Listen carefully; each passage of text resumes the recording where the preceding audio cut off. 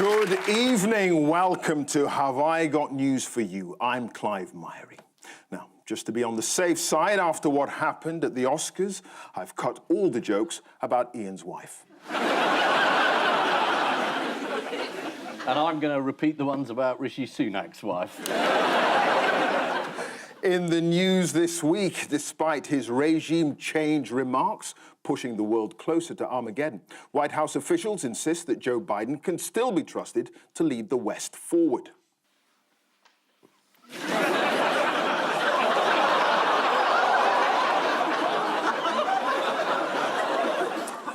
Interior designer Lulu Little decides she's waited long enough for her book of swatch samples to be returned.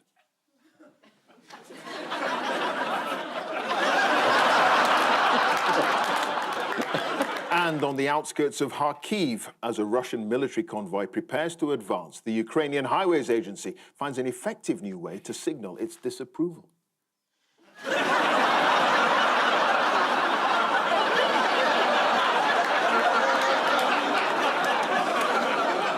On Ian's team tonight is a journalist who once wrote an article called "What Happens When a Joke is Followed by Silence?"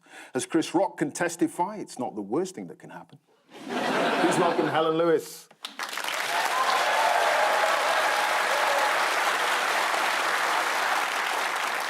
And on Paul's team tonight is a comedian and fan of Chelsea Football Club who for years has wanted to shake Roman Abramovich's hand. That's fine, but I wouldn't touch his door handle right now. Please welcome Andy Hamilton.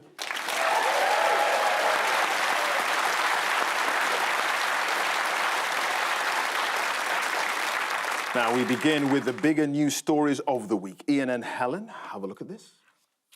Well, there's Vladimir Putin, a man who trusts all his advisors. Anyone for chocolate biscuit? Oh, God. There's a principal politician. And, yeah.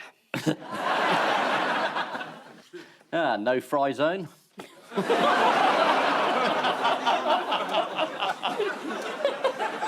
nowhere to go after that.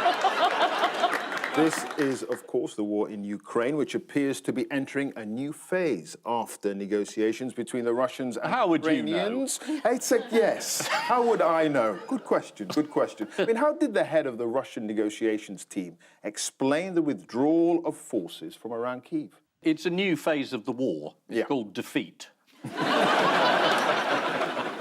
Yeah, he said Russia was reducing its combat operations to build trust. I'm sure that's worked well. OK, who was involved in the negotiations then? Roman Abramovich, the former-ish owner of Chelsea, except he got poisoned in a way that sounded quite suspicious. So him and a couple of Ukrainian MPs woke up the next day with temporary loss of vision and peeling skin, which, as far as I know, happens to about 100,000 British holidaymakers every year. So who asked him to be part of the negotiation? Well, it is quite confusing because, I mean, about 2 weeks ago, he was someone who'd never met Putin, didn't like him, had no contact with him. Yesterday, he's the chief negotiator, is he? It does suggest that he might have been a bit of an oligarch all along, as opposed to a gracious benefactor of the noble game. I knew this was going to happen. You know, every time I come on the show, all Ian wants to talk about is football, football, football. I mean, obviously, Chelsea fans, we are morally compromised in the sense that we chose to ignore any ethical issues and just enjoyed the rewards, which is exactly what everyone else did. In that sense, Chelsea are a metaphor for, you know, for the whole of Britain, all the bankers and the brokers who... Not for the whole of Britain. Well, all right, all the rich end of Britain, all the bankers and the brokers. So it's the bankers, the lawyers, the hedge fund managers, the estate agents and you. Well, going back to Helen, because you were absolutely right. According to the investigative website Bellingcat, he was poisoned, Mr. Abramovich. Both Ukraine and Russia actually deny the poisoning story, although according to the staff of future negotiations, they've been warned not to eat or drink anything and to stay away from hobnobs. Or as the BBC has asked us to pronounce it, hiob-nyobs. Hiob-nyobs. Your I mean, bibs. the thing that puzzles me from that footage, though, I mean, the latest thing that we're hearing from sort of all the armchair generals is that Putin is receiving false reports. He's listening to false reports from his advisors. But when you look at the length of that table, I'm not sure he'd even be able to hear them. Yes. I think they employ pigeons on roller skates. But that's Lavrov in his foreign minister. Yeah. His foreign minister. And he's about, I don't know, 600 yards away from him. But actually, what you can't see is the table opens up in the middle and turns into a shark pool. And in another story, did you hear how a woman in a block of flats is reported to have brought down a Russian drone? What did she use? Knitting. You're not a million miles off, mate. Oh, no, you're A washing line. A jar of pickled cucumbers. It's true. How is that not a million miles away from knitting? Sort of domestic. You know. How did she bring it down? She chucked it at it. Oh, really? Just a jar, not cucumber by cucumber. No, it was a jar. It was a jar. It was a big jar. It was a drone. You see, that's the last thing Putin would have been expecting. Yeah, exactly. Why did a Basildon man try to remove all the bottles of Russian standard vodka from the shelves of his local Sainsbury's? He was going to a party in Downing Street.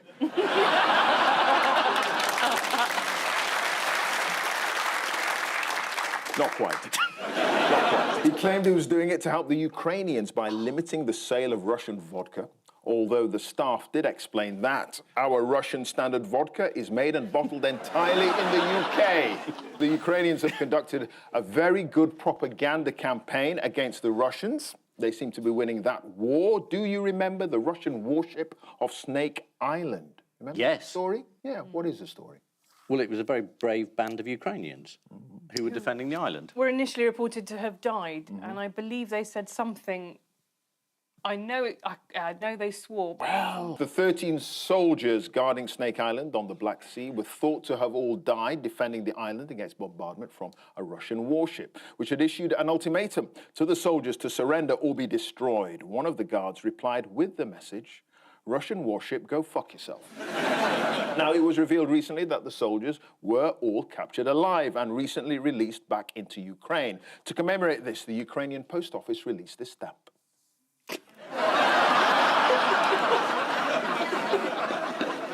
To be fair, it's an odd name for a Russian warship, isn't it? Beats McBoaty McBoatface in the second place. The good news is that the world is still intact. Sure. We're all still here. Well, you don't know, there's the repeat to think about. Right. If the globe is wiped out via a nuclear holocaust, won't you look silly?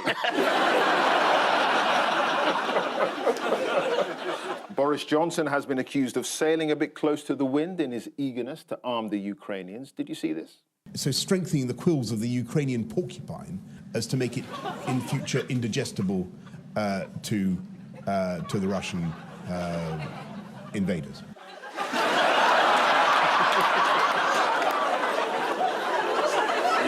Yeah. Newsnight's Nick Watt did not know what to say. Who else has been accused by the Russians of escalating tensions in the early part of the war? Liz Truss. It was Liz Truss, yeah. Kremlin spokesman said statements were made by various representatives on possible clashes between NATO and Russia. I would not call the authors of these statements by name, although it was the British Foreign Minister. President Macron of France has been keen to portray himself as a big player on the world stage, so he must be disappointed with how that's going. Oh, Well, he put a hoodie on and everything. he's been allegedly trying to look like President Zelensky. Oh, we've got an allegedly in. Yeah. Oh, it's Macron's lawyers. Are they going to come in? Yeah, this is how he normally looks. Yeah, he is. And this is how he's been looking recently. Look at the eyebrow. Look at that. Would you like to see our Prime Minister displaying his magnetism with some other world leaders? Absolutely. Yes, please. Here he is.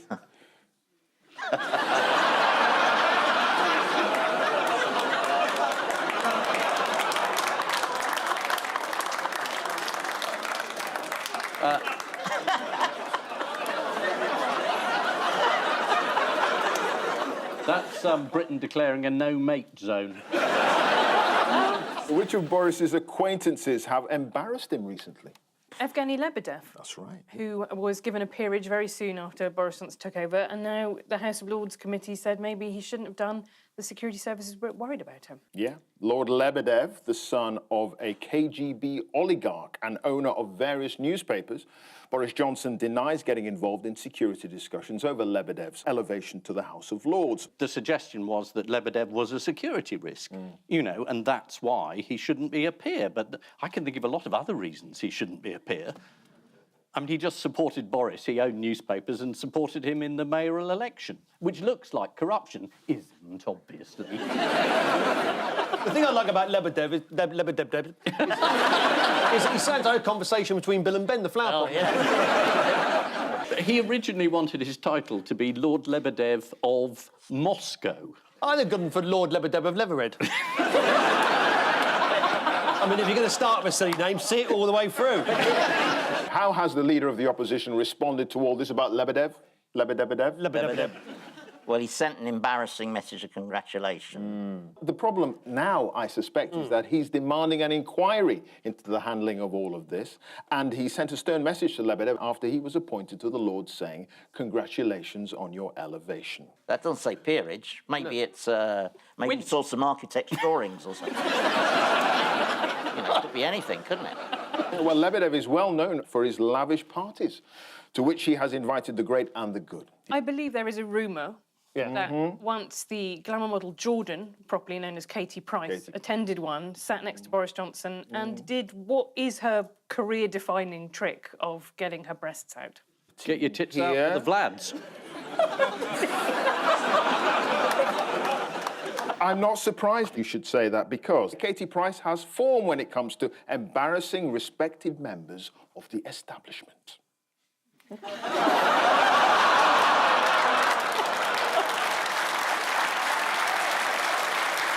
The amazing thing about Everything the makes photograph sense. is how it's made Ian's tie horizontal, what she's doing.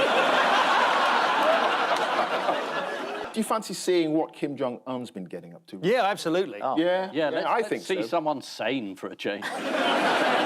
Indeed. He's released a video of North Korea's recent test missile launch with slick Hollywood production values. Here it is.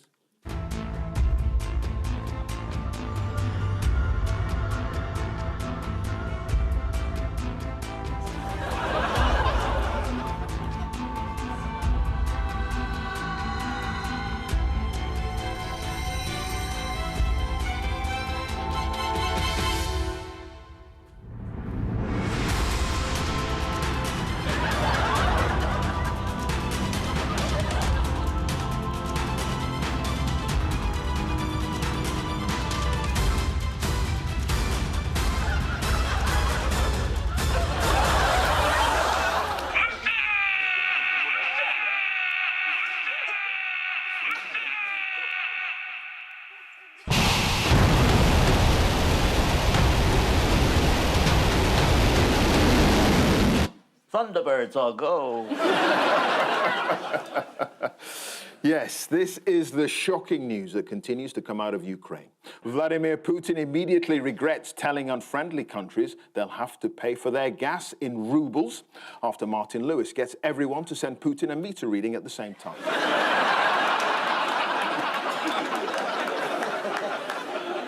Because of Lord Lebedev's family links with the KGB, some are concerned that he might be a sleeper agent. That's right, some lords have been asleep for the last 3 years. Is it just me, or given how grim all the news has been in that first section, are you starting to feel like the five of us are like the support act that went on just before the band on the Titanic? Like relentlessly grim. No, I was just thinking there should be a musical, like Mary Poppins singing Lord Lebedev, Lord Lebedev, Lebedev. Lord Lebedev. Have you been affected badly by the lockdown? Yeah. Good. Paul and Andy, Yeah. take a look at this. Yes. Is a happy man filling up his petrol with his car with petrol. He's been heckled.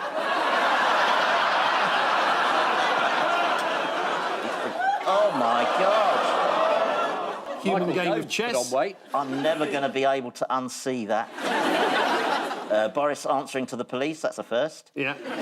Can we see that again? No, Because no. that is... No, Seriously. I've started and I have finished. That is not dancing, is it? That's like something you'd see on a David Attenborough programme. What does the lightsaber signify? Yeah, that's a good I don't question. know. We've all been wondering that. I think it's a cattle prod to keep 5 feet away. It's Boris announcing, I am your father, everyone.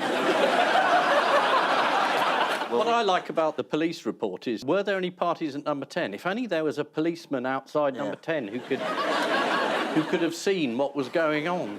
Well, how long does it Excuse me, take sir, to would ask you him? mind telling me why your suitcase is rattling? What was Boris Johnson doing on the day the Metropolitan Police issued the first batch of fines for illegal Downing Street parties? What was he doing? He was having a party. More than 100 Conservatives were invited to the Park Plaza Hotel in Westminster for a knees-up. Number 10 said it was the first time since the 2019 general election that the PM had been able to invite his MPs to a social event because of COVID restrictions. So he told Parliament there were no parties and no rules were broken. So has he misled Parliament? Yes, he has. Next. Many MPs feel now is not the time for a change of Prime Minister. So that's disappointing for those thought to have been positioning themselves for a leadership biz. That's power. She's trying to communicate power. And she's standing in front of the Ukrainian flag, so she's trying to imply that she has shot down a drone with some cucumbers. And that is a disgrace. Meanwhile, what's going on here? We've talked about that. Chancellor Rishi Sunak showing that he knows how to fill a car with petrol. But what later emerged? It wasn't his car. Exactly. Really? Exactly. It wasn't his car. He borrowed it from a Sainsbury's employee. Even more embarrassing, it was electric. All right, we're going to move on because I think we should have a quick game of bastard, bully, bore or buffoon. Just to break the ice. Fingers on buzzers. Right, here's the first one. Bastard, bully, bore or buffoon. Buffoon. Oh, and bastard. A buffoon and bastard. Yeah. The double B. That's 2 points, because that's Peter Hebblethwaite, who is the chief exec of P&O. Yeah. Yep. And he appeared before Parliament and he said that, yes, he had broken the law, but his defence was that he thought he'd get away with it. Yeah. And also... He should be in government, really. Yeah, exactly. And Wasted also, at P&O. he's got a personal problem because he's radioactive. This is the boss of P&O Ferries, Peter Hebblethwaite, who has admitted that P&O broke employment law by firing 800 workers over Zoom. So what reason did Mr. Hebblethwaite give for not consulting the unions before sacking their employees? He didn't want to. Yeah, he said there's absolutely no doubt that we were required to consult with the unions, but we chose not to do so because no union would have accepted it. So what happened when the Conservative MP for Dover, Natalie Elphicke, who herself voted in favour of firing and rehiring, went to join the protest against the sackings? They started chanting at it, didn't they? Yeah, well, we can have a look Yeah. and just guess if you can spot the moment she realised she was leading the chants against herself. Oh.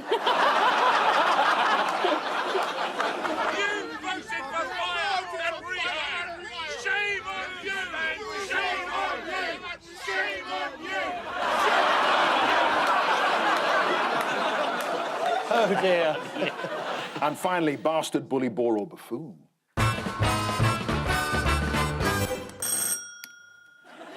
All of the above.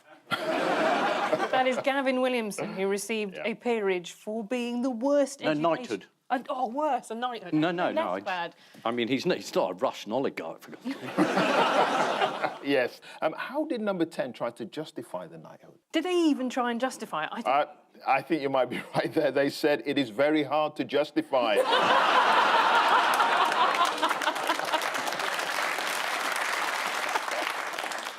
But that was off the record.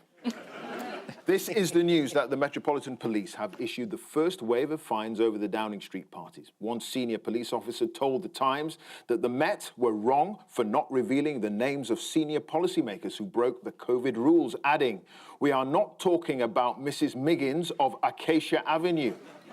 To which Mr. Miggins replied, "Keep my wife's name out of your fucking mouth."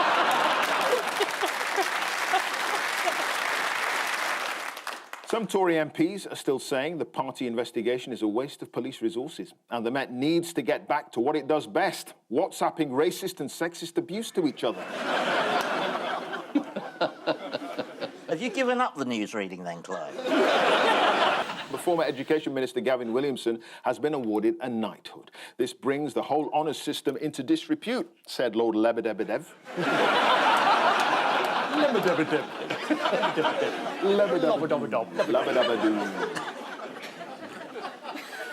Satire. Yeah. After delivering his spring statement, Rishi Sunak was pictured filling up a car with petrol. The press instantly twigged that it wasn't Sunak's car, as the driver's side had no booster seat.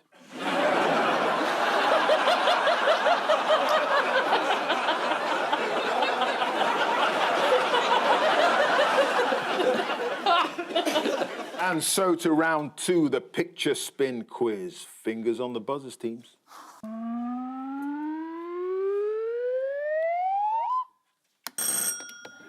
The whalers are reforming. Son of the Prince of Wales, doesn't matter. Doesn't matter. Let it go. Just let it go. There's the Caribbean tour of William and Kate, which had a lot of protests and was rather awkward. There were a number of photo ops that led critics to describe the couple as tone deaf. What were they? There was one which was meant to be a tribute to the Queen, which they posed in a Range Rover, looking like something out of a 1950s film. There they are. But I think people thought maybe they should have done something a bit more modern. Turned up in an Uber.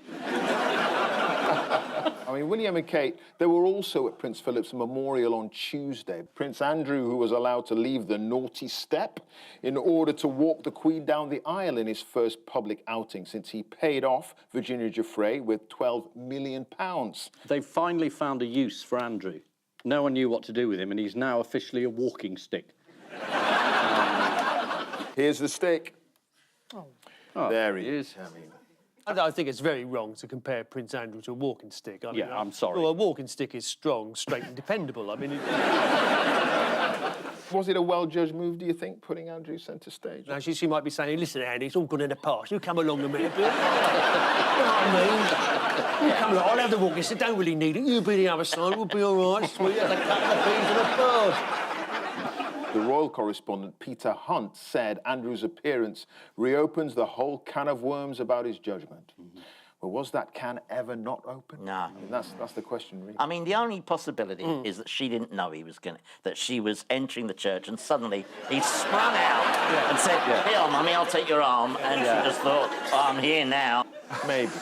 What about the Queen's Jubilee service coming up? Do you think he's going to be there? Yes, apparently he's joining in that too. Yeah. I don't know, he's leading a conga, is he?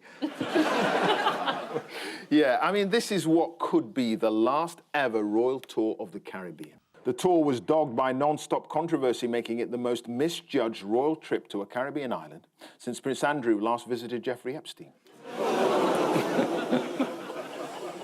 Wills and Kate attended a memorial to Prince Philip just days after returning from a controversial, gaff-laden tour of the Caribbean. Well, it's what he would have wanted. Fingers on the buzzers, teams.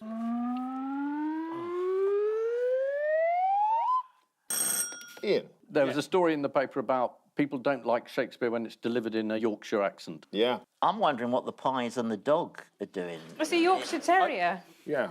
I think that's a Yorkshire pudding, isn't it? pudding. I think it's a collection of stereotypes Yes. put into a picture. They were worried we wouldn't realise there was a know what Yorkshire Yorkshire meant. connection. Yeah. Yorkshire tea, that's a clue Yes. there, isn't there? Maybe they thought we wouldn't notice Yorkshire that. Terrier, flat cap, got to be Yorkshire. One theatre-goer was furious that the production by the Northern Broadsides Theatre Company, based in Halifax, in West Yorkshire, Yeah. featured actors with Yorkshire accents. This is a national story about one person in a theatre not liking a production. Yeah. Blimey, I must write in more often. I saw a production of Othello once. Lenny Henry as Othello that was played by a Yorkshire theatre group, and it was all Yorkshire accents. It was brilliant. And he spoke with a Midland accent Yeah. anyway. To be or not to be. yeah. Aye. That's the question. Would it not be nobly in the morning, just sort of slings and arrows of outrageous fortune?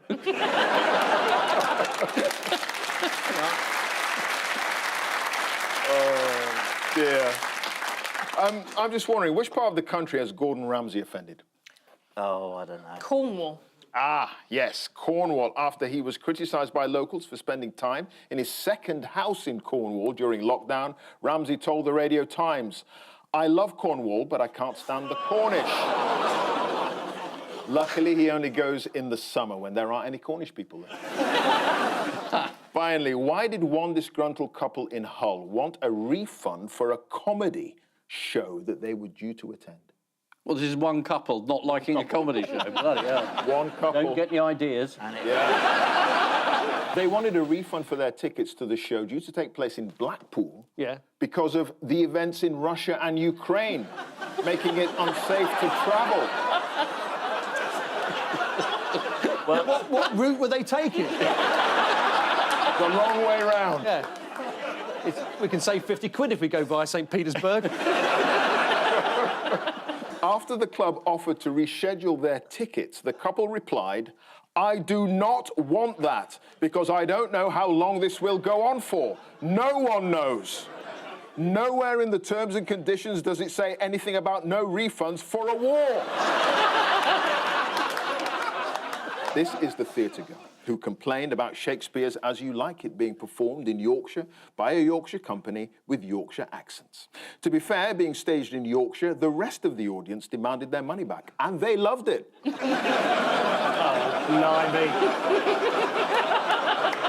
I'm on tour this week. I'm in Leeds this week, and I'm in Halifax, so I've just nothing to You're do in with me, trouble. that joke. You're in trouble, man. You're in trouble. A couple from Hull tried to claim a refund from a comedy club in Blackpool because the war in Ukraine made them too scared to travel. The club manager said, "As far as we're aware, Russia hasn't invaded Hull yet."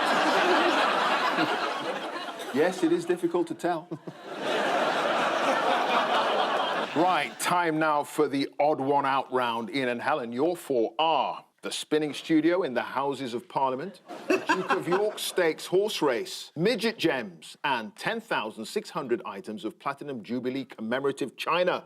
Well, I'm going to start from the fact that they are renaming what I can only say was called something like the John Bercow Memorial Rowing Machine in the House of Commons after he was found guilty of bullying several employees at the House of Commons, right? Mm-hmm. I'm presuming that the Duke of York Stakes is now renamed the £12 million payout for fraternising with a sex offender stakes. No, it's now called the Pizza Express Challenge. This china has got a misprint on it. Instead of saying the Queen's Jubilee, it says the Queen's Jubbly. Referring to how she speaks earlier on, is inside knowledge. A little bit of jubbly, a little bit of this, a little bit of that. And I'm presuming that midget gems, after heavy lobbying by Rishi Sunak, are going to be renamed. I was unaware that Rishi Sunak was considered to be small. What height is he? He's very wee, and he's done a brilliant thing, which is that he's also very thin. So he looks entirely like a normal-sized person, but you've put in Photoshop and then taken down to 80%. Yeah, they've all changed their name, apart From the Jubbly, which was a mistake. Exactly. The Platinum Jubilee crockery, which hasn't changed despite a spelling error. This is what it is.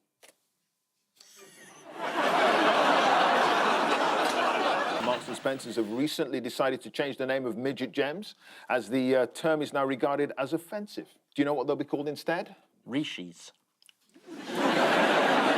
They're going to be known as mini gem. According to an M&S spokesperson, the new mini gems are being rolled out to stores. Fair enough, with the price of diesel, that's probably the best way to get them. Why is the Duke of York Stakes looking to change its name? I wonder why. James Brennan, a spokesperson for York Racecourse, said, "In the current news cycle, the name has become a distraction." Imagine being so unpopular that an event where participants can get shot in the head and dragged off to a dog food factory doesn't want to be associated with you anymore.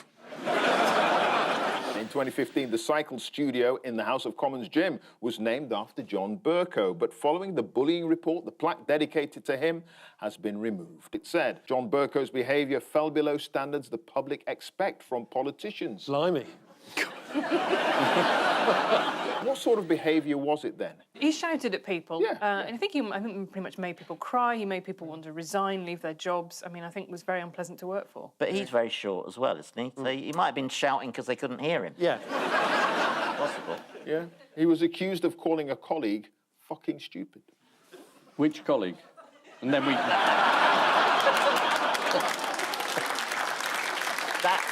That's... Also, that's out of context. That might be Yeah. an affectionate nickname. Yeah. That might be a compliment in this cabinet. Anyway, John Bercow has done the weakest link. Did anyone see it? Yeah, let's have a look. Look at your screen. This is a skeleton of which extinct mammal?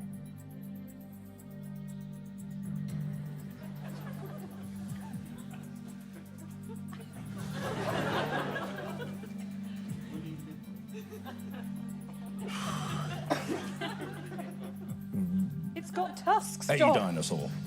Incorrect mammoth. Not a mammal. Kelly. It's a mammoth, isn't it? It was a mammoth, yeah. It was a You know, I think we knew that, Ian. They've all changed their name, apart from 10,000 pieces of royal memorabilia, which have been made with a spelling mistake, celebrating the Platinum Jubilee. Marks & Spencer have renamed midget gems mini gems after complaints that the term midget was offensive. In a statement, Marks & Spencer said they were committed to being an inclusive retailer, adding that their products are aimed at all members of society, except poor people, of course. Paul and Andy, your four are actor Will Smith, former US President Andrew Jackson, Conservative MP Johnny Mercer, and the broadcaster Bernard Levin.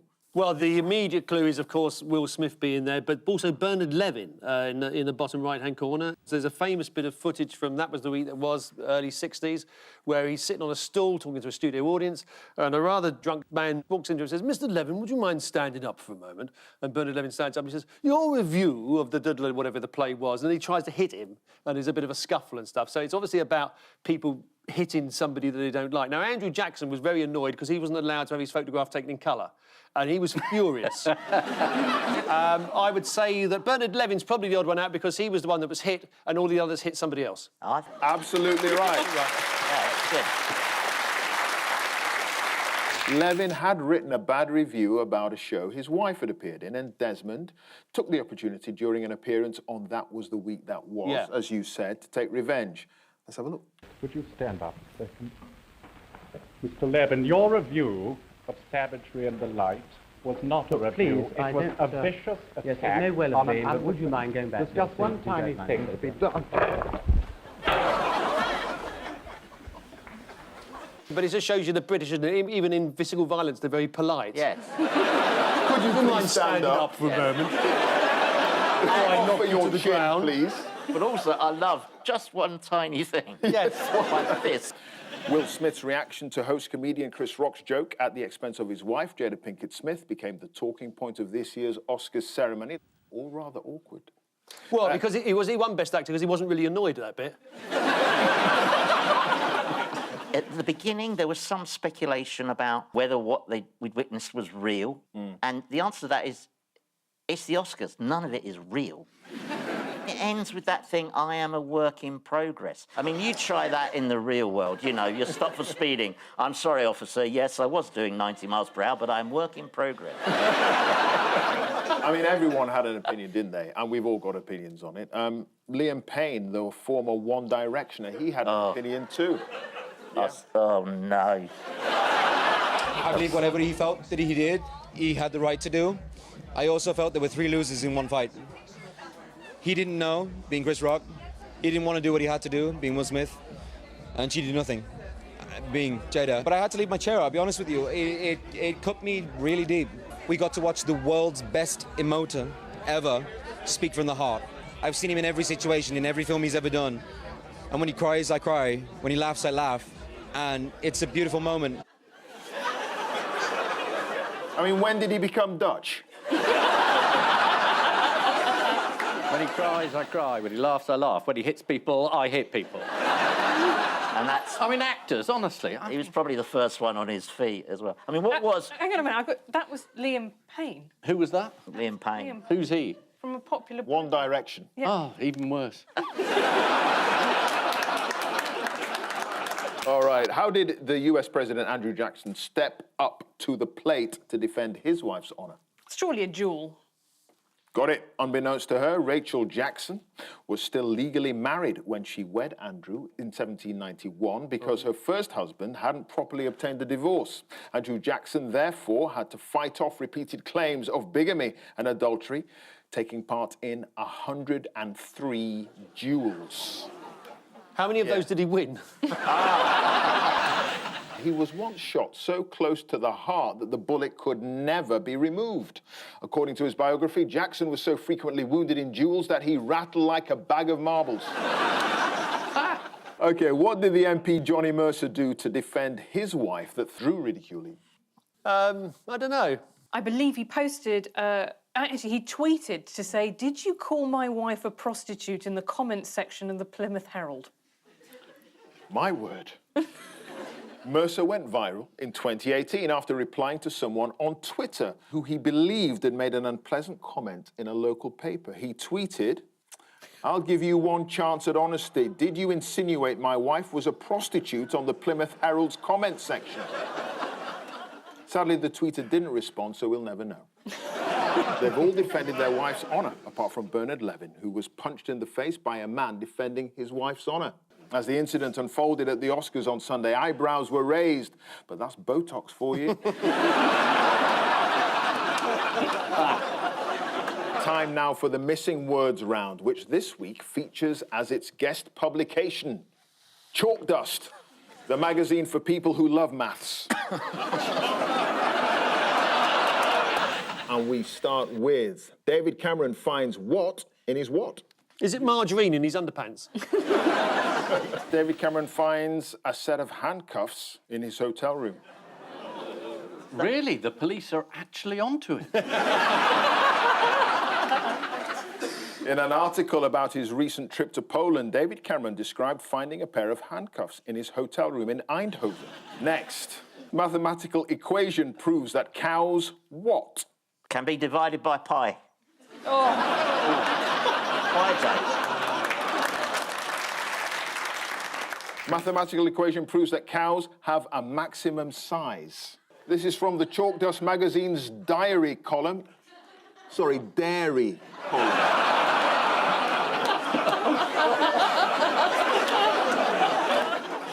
Next, Royal Horticultural Society will finally email instead of what?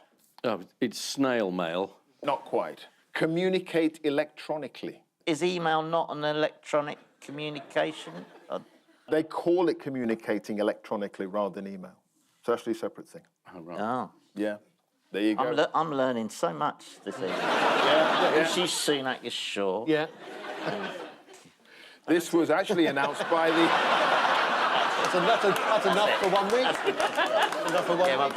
my mind can't handle more than that. No, Yeah. This was actually announced by the RHS president, Keith Weed.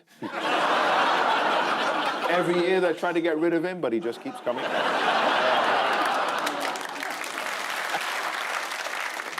Next, the obvious answer to what is yes. The obvious answer to were you at the party?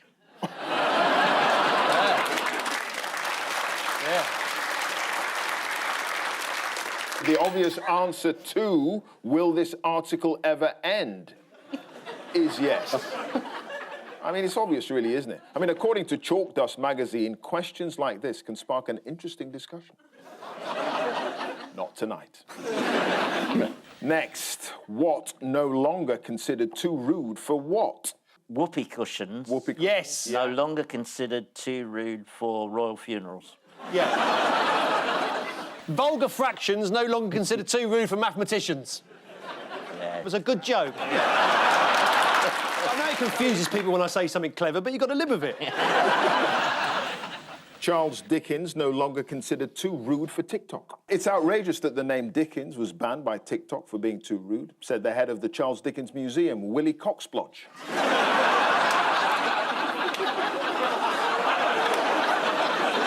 What is going on? Amazing to see somebody's reputation sink. Dear BBC, I was appalled to see the voice of the nation talking about someone called Willie Coxblotch. Yours sincerely, Mrs. Willie Coxblotch. Finally, Cotswold town terrorised by 2 what? +2 = 4. 2 Squirrels.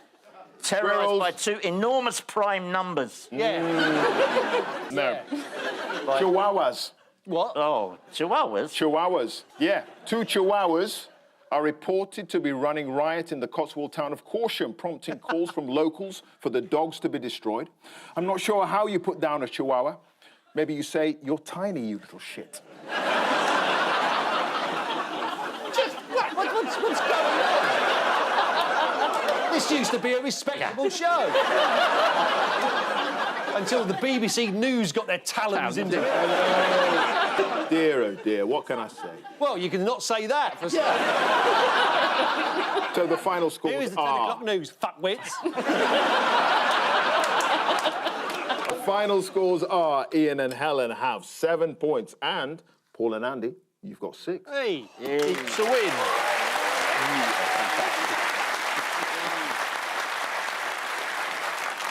But before we go, there's just time for the caption competition. Why do you keep coming? It's the Queen saying, "I gather you haven't got very long." What a fag.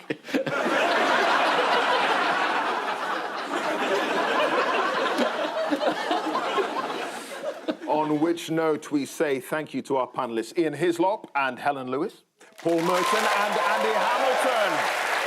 And I leave you with the news that after their catastrophic tour of the Caribbean, William and Kate have a marginally more pleasant experience during a visit to a sewage plant in Rotherham. In another barnstorming speech, Joe Biden gives 2 reasons why Putin will never win the war in Ukraine. And then Westminster Abbey tempers rise in a heated discussion about who has to sit next to Andrew. Good night.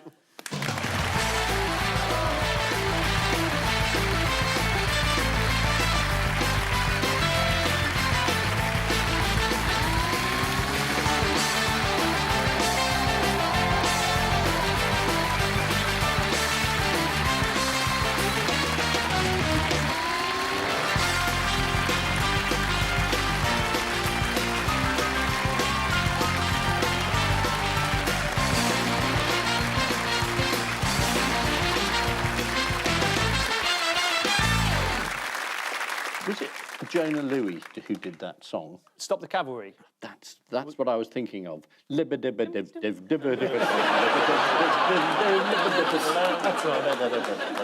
bugging me the whole programme.